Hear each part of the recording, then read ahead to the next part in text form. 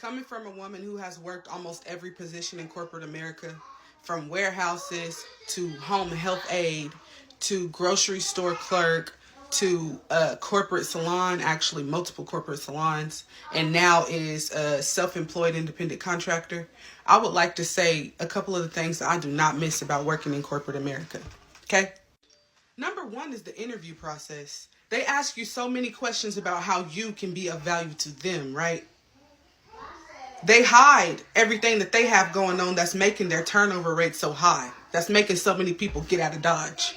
They don't tell you what they are not doing. They ask you what are your strengths and weaknesses, but they only tell you about their strengths. And I don't like that. Because if you want me to come on to your company, there's not been one company I've worked for that I did not make better in some sort of way. I've always moved up the ladder. I've always went into some sort of management position, or if not a manager, I was supervising people.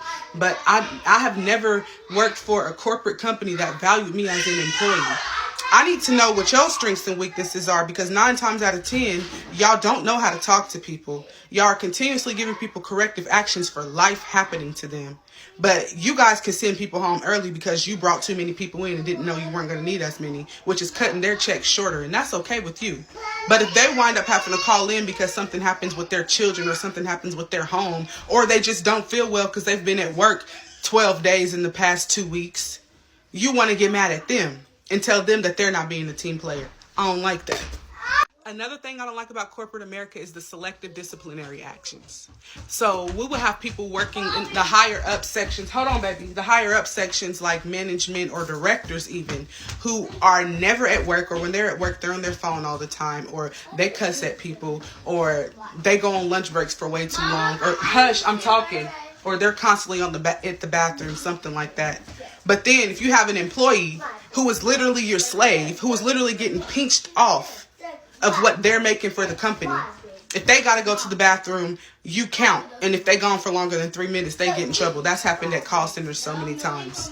Hey, kids, get out of the hallway. I'm talking. Or if you have an employee where life happens and you're like, oh, well, it's always something with you. You darn right. It's always something with me because I have children and life happens. So you can either accommodate me for the life that's happening by like not writing me up because I have to leave early to go get my kids, or you can just let me leave and I'll just go find me another job, because I don't understand why jobs feel like you need them when in all actuality they need you. Because baby, I might tell you a joke, but I'll never tell you a lie. It has never been hard for me to get a job. I have never interviewed for a job that I didn't get, unless I didn't want the job after I got to the interview and realized that it wasn't for me. But y'all need us employees, because without us, y'all don't get paid.